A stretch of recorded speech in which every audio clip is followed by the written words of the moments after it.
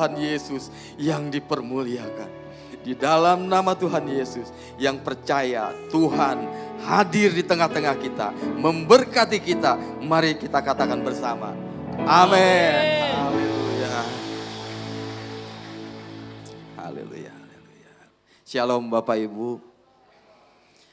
Sebelum saya mulai, saya mau menyapa Ibu Desi, Ibu Tuti, Ibu Lasrida. Ini orang yang selalu menanyakan, kapan Pak Irwan naik ke mimbar? Kapan naik lagi? Tante Lena, halo. Ini yang selalu nanyain saya. Oke, pagi hari ini saya mau sedikit sharing saja, yang ringan-ringan saja. Tema ini udah beberapa bulan yang lalu ini sudah pernah dibawakan oleh Bapak Gembala kita, Pak Rinto, tentang hidup yang berdampak. Bahkan waktu bulan 6 kemarin kita mengadakan retreat juga, retreat pengerja, temanya berdampak, impact. Cuma kali ini saya mau sedikit mengeksplor lebih dalam lagi, bukan dalam sih, lebih jauh lagi, apa sih dampak itu. Jadi dampak itu yaitu sesuatu yang mempunyai pengaruh kuat yang mendatangkan akibat. Akibat dari dampak ini bisa kita lihat dari dua sisi. Sisi negatif, sisi positif. Dua sisi ini itu tergantung dari sumbernya. Kalau sumbernya negatif, pasti dampaknya negatif. Setuju ya Bapak Ibu ya? Kalau dampaknya positif, kalau sumbernya positif, dampaknya pasti akan menjadi positif. Nah dampak ini biasanya kita bisa dapatkan dari mana kalau di kehidupan ini? Biasanya sumber itu terjadi dari media sosial. Nah kalau media sudah masuk ke dalam kehidupan kita, teknologi semakin canggih, kita juga butuh hikmat lebih lagi. Media ini harus kita fungsikan sebagaimana mestinya. Nah kalau dari segi kehidupan, sumber yang baik, itu kita bisa pelajari dari apa? Ini istri saya selalu pernah bilang, kalau kita berdiri di tempat sampah, ini kita berdiri di tempat sampah, dampaknya apa? Kita akan ikut bau seperti sampah ini. Tapi kalau kita berdiri di sebuah taman yang berbunga, atau Bapak Ibu berdiri aja di depan toko parfum, di samping toko parfum. Pasti ikut harum. Tuh Pak David, kayaknya waktu hujan-hujan pernah nih sambil nunggu hujan berhenti. Di sebelah toko parfum ya Pak David ya. Ya itu salah satu ilustrasi yang simpel sebenarnya. Buat kita memahami kalau kita mau berdampak positif, kita harus tahu di mana sumber yang positif itu. Bapak Ibu, itulah dampak pengaruh yang kita lakukan, sungguh menginspirasi dan menggerakkan orang untuk melakukan sesuatu. Jadi dampak itu dapat menginspirasi seseorang untuk melakukan sesuatu. Tuhan Yesus juga mengajarkan kita untuk membawa dampak positif serta menjadi garam dan terang dunia. Kita sama-sama baca, kita lihat di Matius 5 ayat 13 sampai 16. Multimedia mungkin bisa.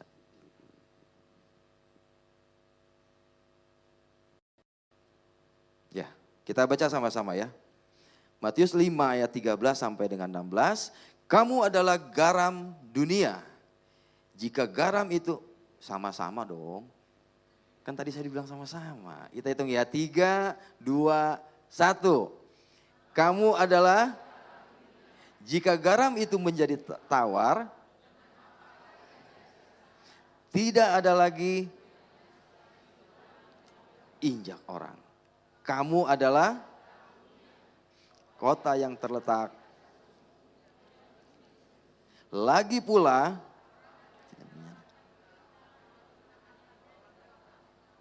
melainkan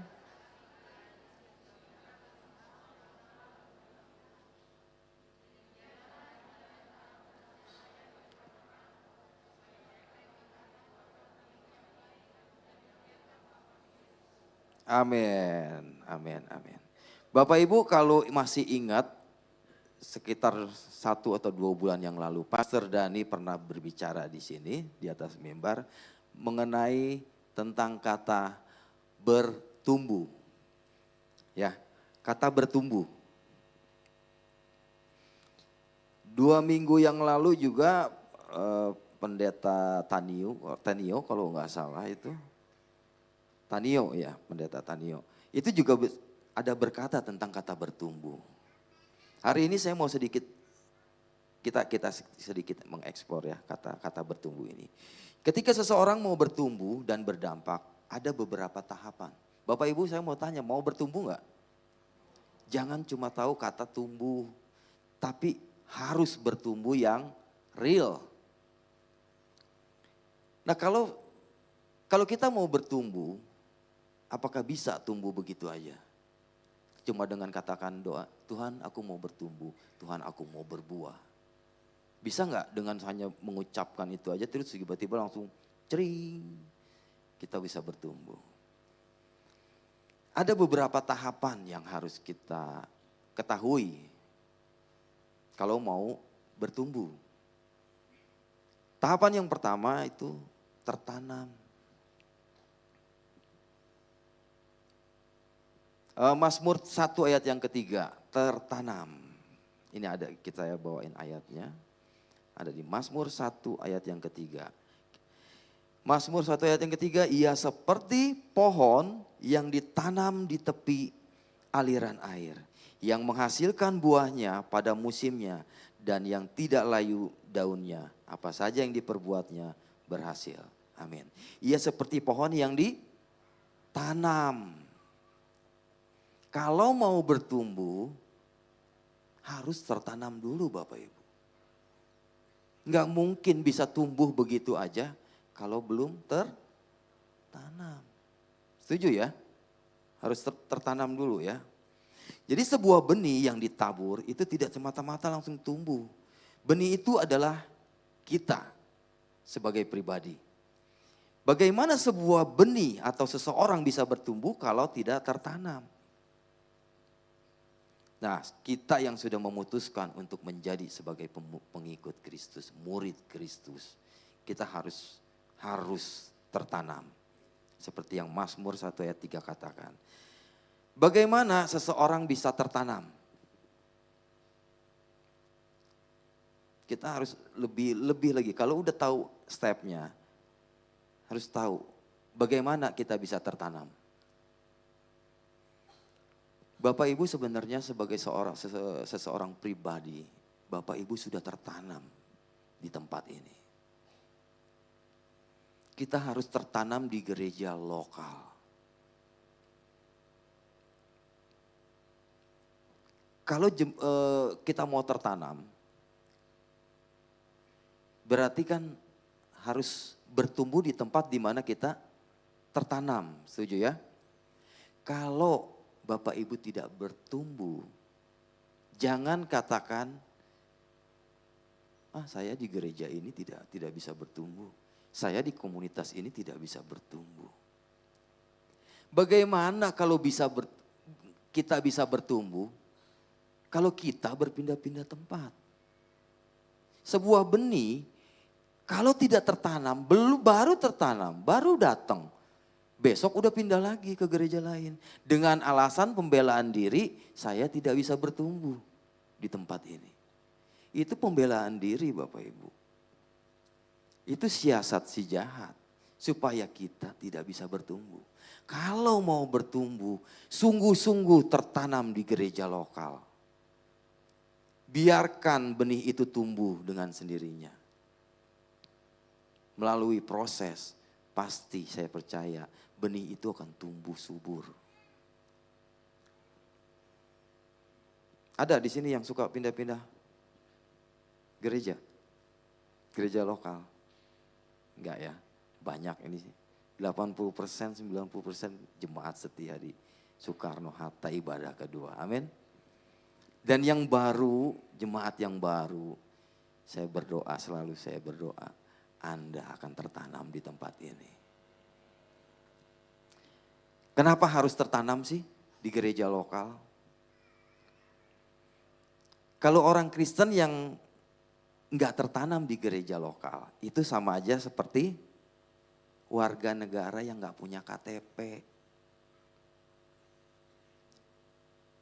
Kalau udah punya KTP kan berarti artinya udah menetap.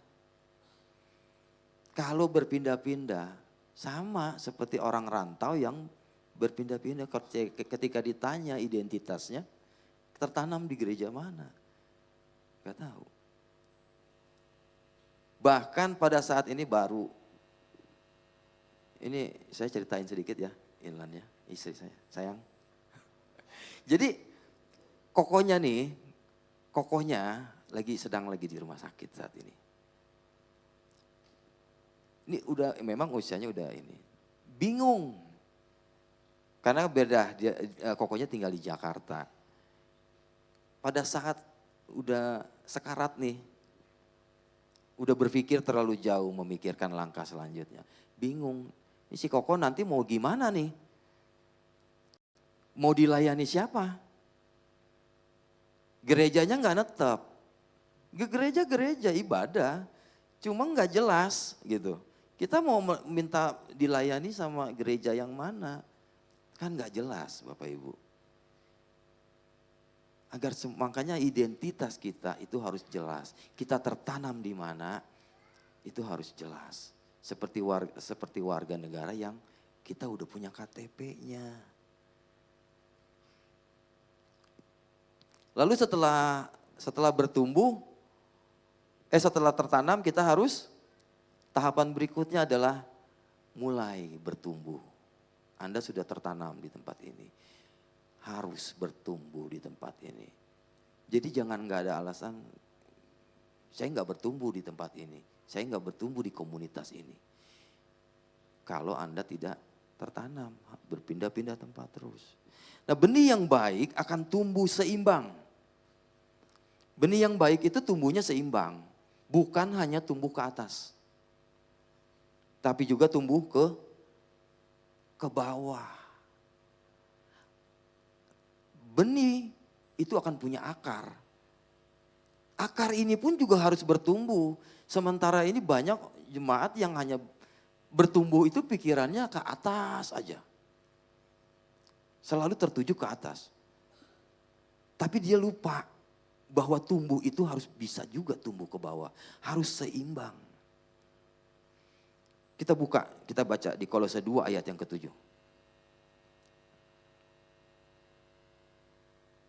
Bertumbuh, Kolose 2 ayat yang ke-7 kita sama-sama baca yuk. Hendaklah kamu berakar di dalam Dia dan dibangun di atas Dia.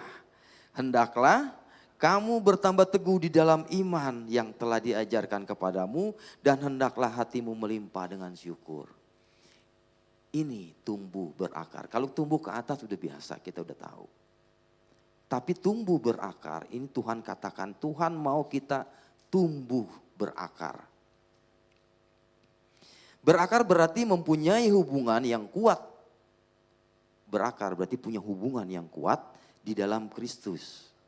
Di dalam firman-Nya seperti akar yang mengikat kuat ke dalam tanah. Selain hari Minggu ibadah, akar yang kuat bisa kita dapatkan juga melalui sebuah komunitas rohani. Apa sih komunitas rohani itu? Komunitas sel, atau kalau di gereja kita, kul, itu yang bersuara sudah ikut kul, mengenal kul. Yang tidak bersuara saya yakin belum ikut kul. Setuju ya Bapak Ibu ya? Saya nggak minta angkat tangan lah. Cuma kita sama-sama belajar lebih dalam lagi. Komunitas sel atau komsel adalah kelompok kecil orang percaya dari sebuah gereja yang berkumpul secara rutin untuk bersekutu, berdoa, belajar firman dan saling mendukung untuk bertumbuh dalam iman. Tujuan kul apa? Komunitas sel, tujuannya apa? Untuk melayani, memuridkan dan memperlengkapi jemaat agar dapat bertumbuh secara rohani dan menjangkau jiwa-jiwa. Kita sharing sedikit tentang kul, sekalian saya promosi tentang kul karena saya kabitnya di sini. Kul itu apa? Apa yang bisa kita dapetin buat yang mereka yang belum ikut tergabung di dalam kul? Kul itu apa sih? Apa sih manfaatnya ikut kul? Tadi saya katakan, kul itu tempatnya, saling wadahnya. Itu wadah tempat kita komunitas kecil ini untuk saling mendukung, support, peduli. Kalau saya menganggap setiap kul itu keluarga baru saya. Selain keluarga Harlin, kul ini masih ingat Harlin? Dahar Jeng Ulin? Masih ingat ya? Nah, kul ini juga sama. Sebagai bagian dari keluarga saya, keluarga kerajaan Allah. Di dalam kul, di dalam komunitas rohani ini, itu kan pasti di dalam kul itu ada yang namanya sharing, ya kan? Ada yang namanya kesaksian. Dan itu yang menjadi nutrisi akar kita untuk semakin tumbuh, semakin kuat, semakin melebar. Jadi pada saat tumbuh ke atas, Anda udah gak perlu khawatir. Karena pondasi iman Anda itu sudah kuat, kokoh, sudah berakar. Makanya gabung di dalam kul. Biar nutrisi keimanan kita semakin terus tumbuh ke bawah. Semakin kuat. Waktu dia tumbuh ke atas, pohon yang namanya pohon makin tinggi itu anginnya makin. Cuma 2 orang yang jawab. Makin kencang, makin kuat badainya. Jadi ketika akarnya sudah tertanam, badai sekuat apapun mungkin bisa menggoncangkan tapi tidak akan bisa mampu untuk merubuhkan pohon itu. Setuju? Kasih kemuliaan buat Tuhan. Tong cicing wae atuh. Tepuk tangan. Nah gitu. Saya ingat waktu di Klatkul, waktu ikut pembelajaran di Klatkul, Bapak Pendeta Joni Lumanto itu sebagai kepala departemen kul, itu pernah ngobrol saya ngobrol berdua sama dia. Bahkan kemarin pun di ruang VIP sempat ngobrol secara langsung. Bapak Pendeta kita pernah berkata bahwa banyak pendeta-pendeta besar itu terlahir dari kul, Bapak Ibu. Jadi para pengurus yang sudah tertanam di dalam kul gak perlu berkecil hati. Rencana Tuhan besar buat Anda semua. Amin ya. Aduh, sorry ya, saya pakai ini bukan buat gaya-gayaan tapi karena memang kebutuhan mata saya butuh tulisan yang besar. Ini pun minjem Bapak Ibu. Bukan gaya. Pertumbuhan yang sehat bermula dari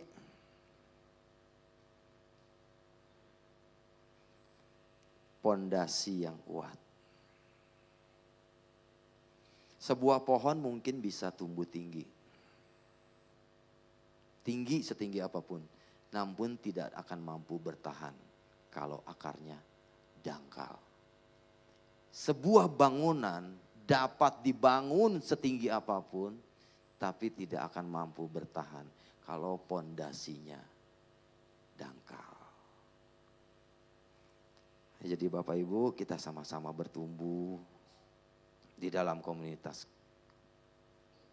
sel kerohanian kita. Kalau kita tidak berada di dalam komunitas orang percaya, di dalam lingkungan yang tepat, maka kita tidak akan memiliki akar dan pondasi yang kuat. mungkin kita akan mudah terombang-ambing pikiran kita, pemahaman kita, kalau kita nggak punya pemahaman yang cukup. Jadi hari ini ayo saya mau ajak Bapak Ibu bergabung di dalam komunitas sel, komunitas cool di dalam gereja lokal GBI Soekarno-Hatta, ibadah yang kedua. 2-3 orang, yang lain gak respon. Aduh, kumaha ya teh.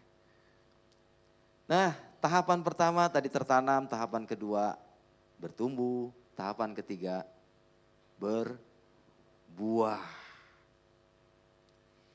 Jadi kalau benih udah tertanam, bertumbuh, maka sudah selayaknya pohon itu harus berbuah. Bersyukur kalau kita sudah dipilih dari tetapan Tuhan, supaya kita menghasilkan buahnya yang tetap. Kita lihat di Yohanes 15 ayat yang ke-16.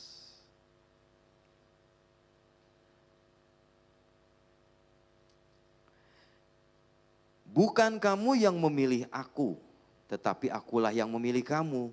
Dan kamu telah menetapkan, dan aku telah menetapkan kamu, supaya kamu pergi dan menghasilkan buah. Dan buahmu itu tetap, supaya apa yang kamu minta di dalam kepada Bapa dalam namaku diberikannya kepadamu.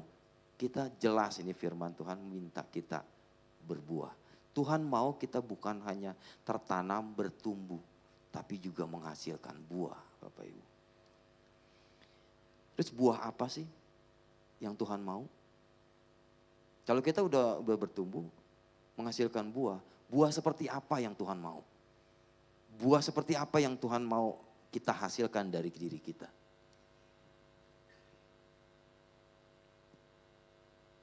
Masih ingat 9 buah roh? Galatia 5 ayat 22 ayat 22-23. 9 buah roh. Multimedia bisa nggak tolong bantu saya? Nggak ada di slide soalnya.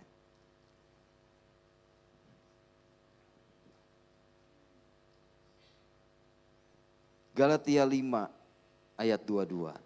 Baca sama-sama biar tahu buah roh apa. 3, 2, 1. Tetapi buah roh ialah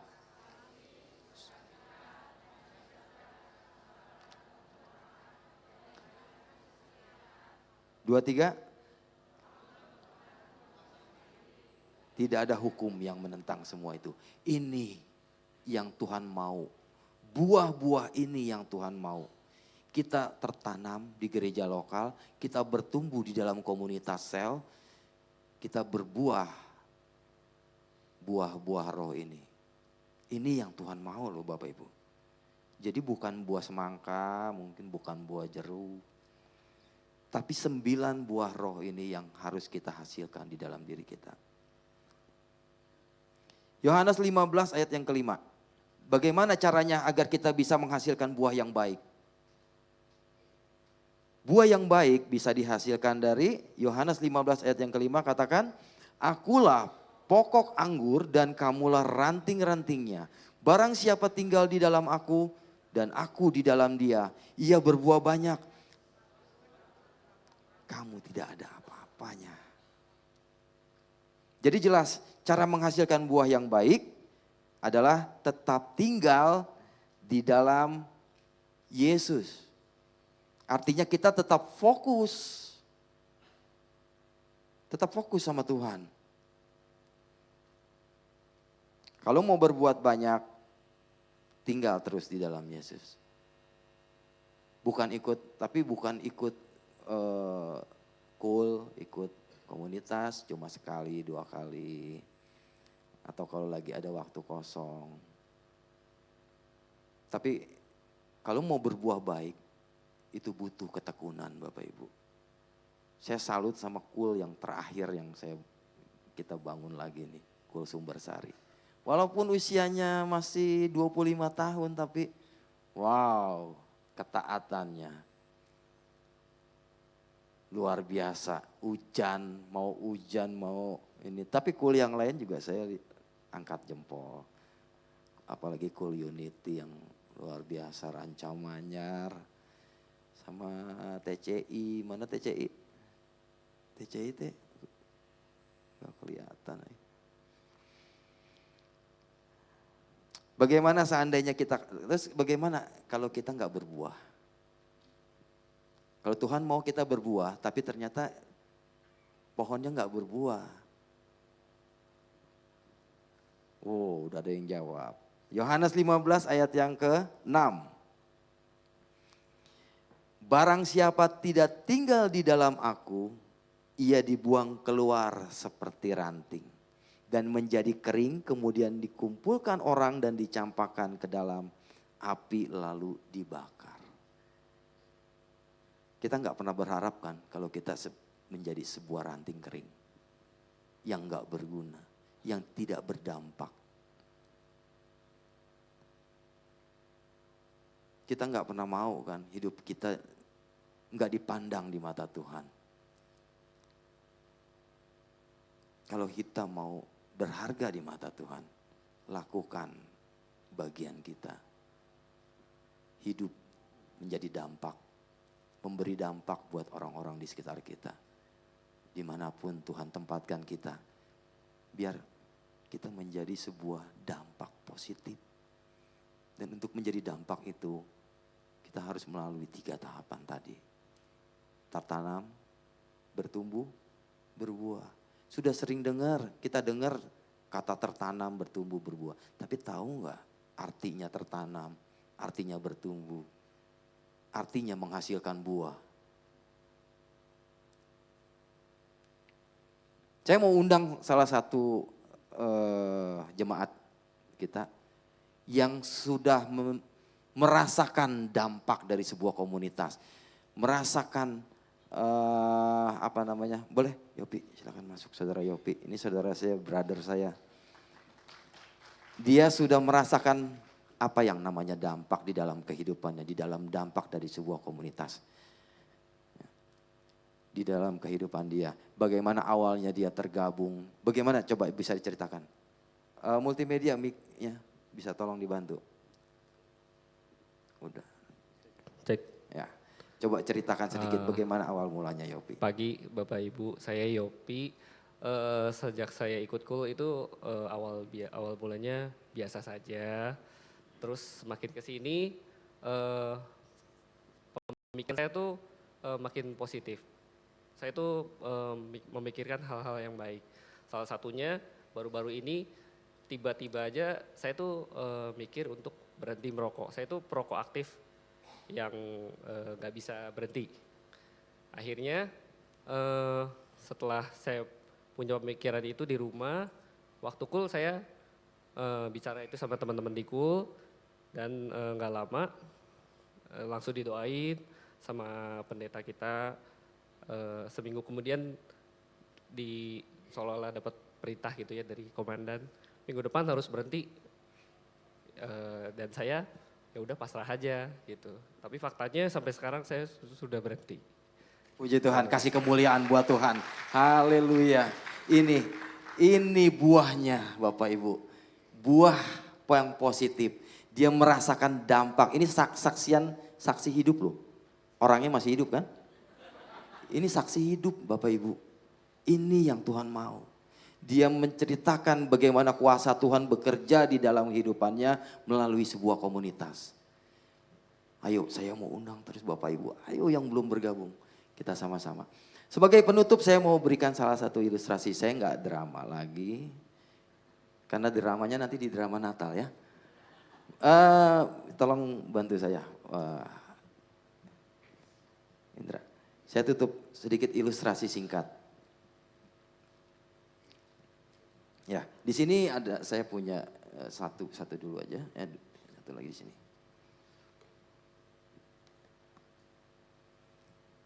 Di sini saya ada sebuah wadah. Wadah ini adalah di mana tempat kita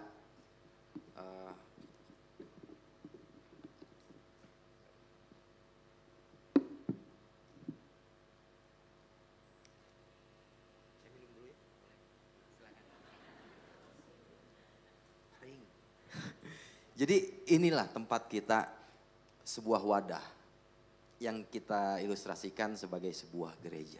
Waktu kita beribadah di tempat ini, kita undangkan hadirat Tuhan melalui puji penyembahan yang dilakukan oleh WL kita yang ganteng ini, WL Yoktaf nih, luar biasa. Hadirat Tuhan datang memasuki tempat ini. Tuhan hadir.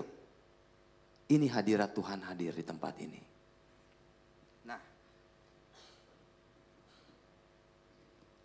Nah Bapak Ibu, kita udah hadir. Hadirkan hadirat Tuhan. Kita undang hadirat Tuhan hadir di tempat ini. Saya punya batu dan tisu. Kita anggap tisu dan batu ini adalah manusia. Manusia hidup punya pilihan. Setuju? Kehendak bebas. Tuhan berikan kita kehendak bebas. Kalau nggak ada kehendak bebas, nggak ada bedanya kayak manusia, kayak Tuhan pakai remote digerakin ke sana kemari. Tapi Tuhan kasih kita kehendak bebas. Manusia ini masuk, dia masuk ke dalam gereja, ke dalam komunitas. Tapi masalahnya, air ini masuk nggak ke dalam dia? Ya kan? Pegang yang kuat. Air ini hanya berada di sekeliling dia. Air ini hanya di sekeliling dia. Air ini nggak masuk ke dalam dia. Karena dia batu. Dia nggak izinkan Tuhan masuk, Tuhan hadir ke dalam dirinya. Dia nggak izinkan firman Tuhan itu masuk dalam dirinya. Tapi beda lagi dengan manusia yang tisu ini. Dia masuk.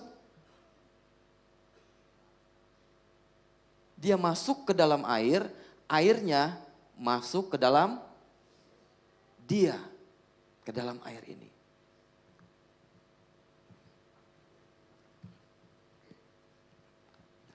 Waktu dia izinkan firman Tuhan masuk dalam hatinya, ke dalam dirinya, ke dalam pikirannya. Nah waktu dia keluar, dia membawa air ini Bapak Ibu. Dia membawa air ini. Dimanapun dia berada, di dalam keluarga, di dalam tempat kerjanya atau dimanapun Tuhan tempatkan dia. Dia memberikan dampak. Setuju? Terus setelah dia memberi dampak, apakah dia kekurangan? Apakah dia kekeringan? Enggak. Tuhan tambahkan terus. Waktu kita tetap setia, waktu kita tetap taat, kembali ke dalam komunitas kita kembali ke dalam gereja, Tuhan isi lagi apa yang sudah kita berikan. Dampak yang sudah kita berikan. Jadi Bapak Ibu, kalau hidup kita cuma sebagai pendengar, kita mendengar setiap hari di dalam gereja, firman Tuhan disampaikan, benih-benih firman Tuhan ditaburkan. Kalau kita menjadi pendengar saja, tidak menjadi pelaku firman, hidup kita tidak akan pernah menjadi dampak. Bapak Ibu. Setuju? Setuju? Berat banget ngomong setujunya. Setuju? Jadi dampak buat Tuhan. Amin. Terima kasih. Oke, saya undang Pak pemain musik. Mohon maaf waktunya sedikit mundur. Oh, kata terus bertumbuh dan berbuah lebat. Jangan pikirkan apa yang baik di mata manusia, tetap lakukan apa yang baik menurut kehendak Tuhan. Amin.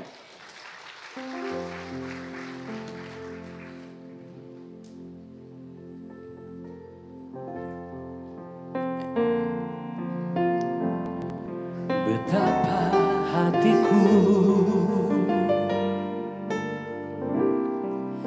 berterima kasih